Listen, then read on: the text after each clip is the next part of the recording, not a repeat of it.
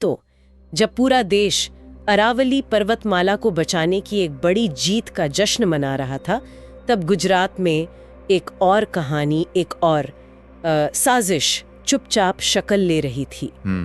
यह कहानी है गुजरात की जीवन रेखा, उसकी नदियों के धीरे धीरे हो रहे कत्ल की।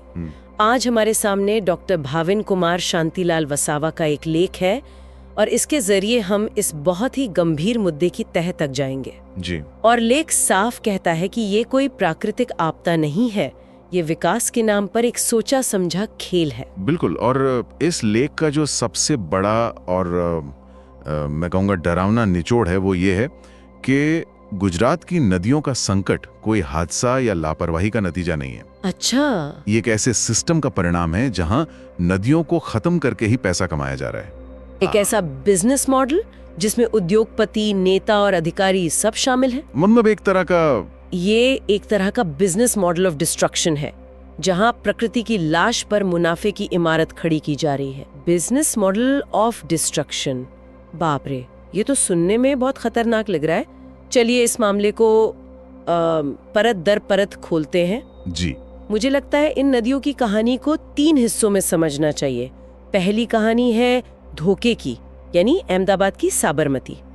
दूसरी कहानी है पहचान मिटाने की, यानी वडोदरा की विश्वामित्री।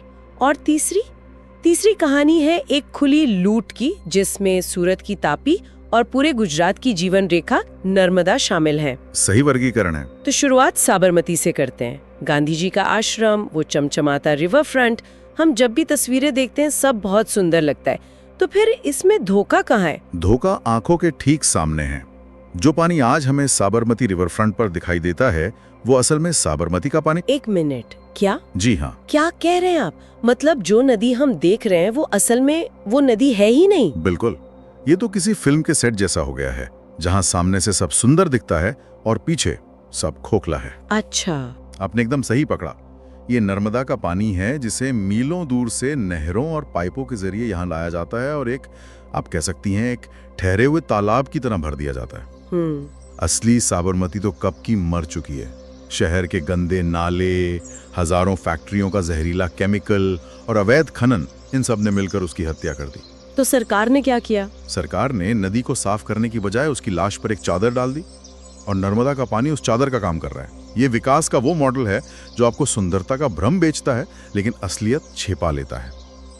अरे बाप रे, मतलब एक आम इंसान जो रिवर फ्रंट पर घूमने जाता है उसे तो पता भी नहीं चलता होगा कि वो एक मरी हुई नदी के किनारे खड़ा है। बिल्कुल नहीं। अच्छा, अब आते हैं दूसरी कहानी पर, पहचान मिटाने की कहानी। वडोदरा की विश्वामित्री नदी, जो अपने मगरमच्छों के लिए पूरी दुनिया में जानी जाती है। यहाँ क्या हो रहा है? यहाँ धोखा नहीं, यहाँ पहचान पर हमला हो रहा है। विश्वामित्री सिर्फ एक नदी नहीं, वो वडोदरा शहर की पहचान है। लेकिन आज उस पहचान को मिटाया जा रहा है। कैसे? शहर का सारा मल जल, उद्योगों का बिना ट्रीट किया हुआ रासायनिक कचरा, प्लास्टिक, सब कुछ सीधे इस नदी में बहाया जा रहा है।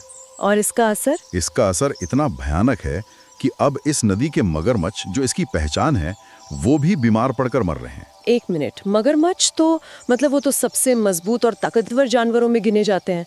अगर वो भी इस प्रदूषण से मर रहे हैं तो इसका मतलब है कि वो पानी इंसानों के लिए कितना जहरीला होगा। यही तो सबसे चिंता की बात है। अगर वो जीव जो लाखों साल से हर तरह के हालात में जिंदा रहा है, वो आज इस पानी में दम तोड़ रहा है, तो आप अंदाजा लगा सकती हैं कि पानी कितना जहरीला हो चुका है। सही बात है। ये एक अलार्म है। ये बता रहा है कि इकोसिस्टम पूरी तरह से ढहने की कगार पर है। और इस लेख में यही सवाल उठाया गया है कि क्या ये सब सिर्फ दिखावा है? क्या पर्यावरण बचाने की बातें सिर्फ भाषणों के लिए हैं? अब आते हैं तीसरी और सबसे डरावनी कहानी पर। जी। खुली लूट की कहानी। सूरत की तापी नदी, जिसे सूर्यपुत्री भी कहते हैं, यहाँ क्या चल रहा है? सूरत भारत की डायमंड और टेक्सटाइल कैपिटल है, ये हम सब जानते हैं। लेकिन इसकी कीमत वो चुका रही है तापी नदी। मतलब? प्रदूषण तो है ही। इन दोनों उद्योगों का जहरीला केमिकल वाला पानी बिना किसी ट्रीटमेंट के सीधे नदी में छोड़ दिया जाता है। लेकिन यहाँ बात सिर्फ प्रदूषण तक नहीं रुकती। यहाँ एक संगठित लूट चल रही है, एक सिंडिकेट काम कर रहा है। सिंडिकेट, इसका क्या मतलब है? मतलब ये लोग आपस में मिले हुए हैं? हाँ बिल्कुल, एक पूरा गठजोड़। खनन माफिया, कुछ राजनेता और भ्रष्ट अधिकारी, इन सब ने मिलकर एक सिंडिकेट बनाया है। और ये करते क्या है? ये लोग नदी की हेत और बजरी, जो पानी को प्राकृतिक रूप से साफ करने का काम करती है, उसे अवैध तरीके से खोदकर बेच रहे हैं। दिन रात हजारों ट्रक नदी का सीना चीरकर रेत निकाल रहे हैं और ये सब प्रशासन की नाक के नीचे हो रहा है। लेकिन कोई रोकता क्यों नहीं? ये तो साफ साफ कानून का उल्लंघन है ना? कौन रोकेगा? इस लेख के मुताबिक जो अधिकारी रोकने की कोशिश करता है, या तो उसका तबादला कर दिया जाता है या उसे इतना डरा धमका दिया जाता है कि वो चुप हो जाए। तो ये एक संगठित अपराध है। हाँ, एक ऐसा संगठित अपराध जिसे राजनीतिक संरक्षण मिला हुआ है। ये तो बहुत ही भयावह तस्वीर है। और ये तो वो नदियां हैं जो पहले से ही काफी प्रदूषित मानी जाती थी। बिल्कुल। लेकिन इस साजिश की सबसे डरावनी बात तो ये है कि अब इसकी नजर गुजरात की जीवन रेखा नर्मदा पर पड़ चुकी है। बिल्कुल। लेख इस बारे में जो बताता है वो तो और भी ज्यादा चौंकाने वाला है। हाँ, और यहाँ का मामला सिर्फ लापरवाही का नहीं, बल्कि पूरे गुजरात के भविष्य पर हमले का है। नर्मदा सिर्फ एक नदी नहीं है, ये गुजरात की प्यास बुझाती है। सरदार सरोवर बांध से निकला पानी आज गुजरात के कोने कोने तक पहुंचता है। हाँ। लेकिन जो नदी सबको जीवन दे रही है, आज वही खतरे में है। नर्मदा के किनारों पर भी यही सिंडिकेट सक्रिय हो गया है। रात के अंधेरे में बड़े बड़े डंपर और ट्रक आते हैं और नदी की कोख से रेत लूट कर ले जाते हैं। लेकिन एक आम सवाल जो किसी के भी मन में आ सकता है कि सिर्फ रेत ही तो है, रेत निकालने से इतना बड़ा संकट कैसे आ सकता है? ये सवाल बहुत जरूरी है और इसका जवाब समझना और भी जरूरी है।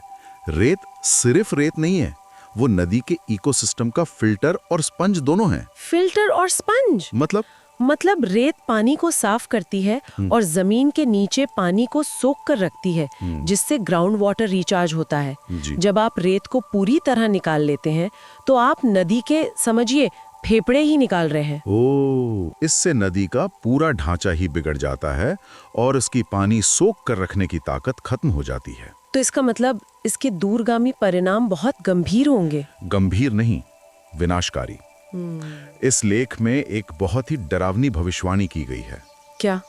अगर इसी रफ्तार से अवैध खनन चलता रहा तो अगले 10 से 15 सालों में नर्मदा का जल स्तर खतरनाक स्तर तक गिर जाएगा।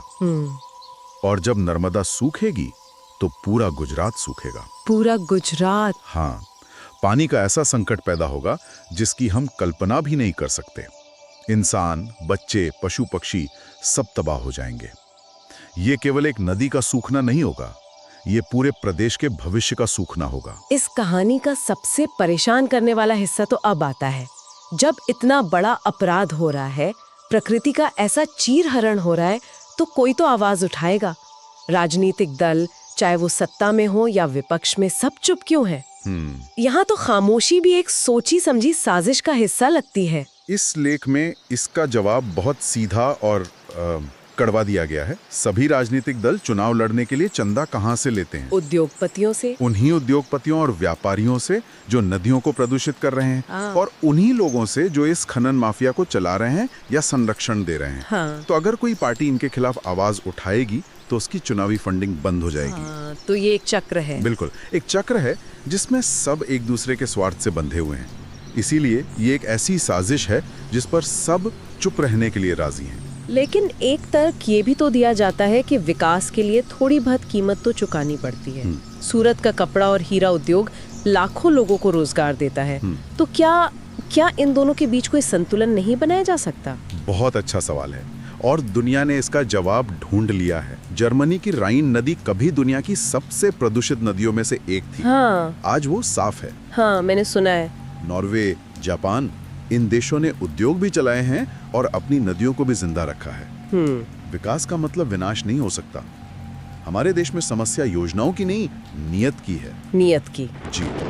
और इस लेख में प्रकृति और इंसान की इंजीनियरिंग की एक बहुत दिलचस्प तुलना भी की गई है। हाँ, मैंने भी पढ़ा।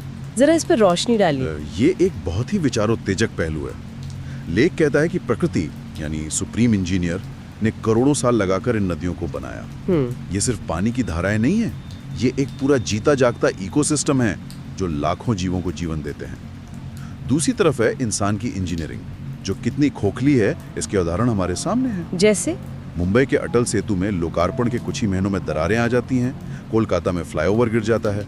लेख के शब्द बहुत तीखे हैं, वो कहता है कि जो अपने बनाए पुल नहीं संभाल सकते, वो करोड़ों साल पुरानी कुदरत की रचना को चुनौती देने चले हैं। बात तो सही है। ये इस प्रकृति के सामने इंसान के घमंड और मूर्खता को दिखाता है। ये बात तो सोचने पर मजबूर करती है।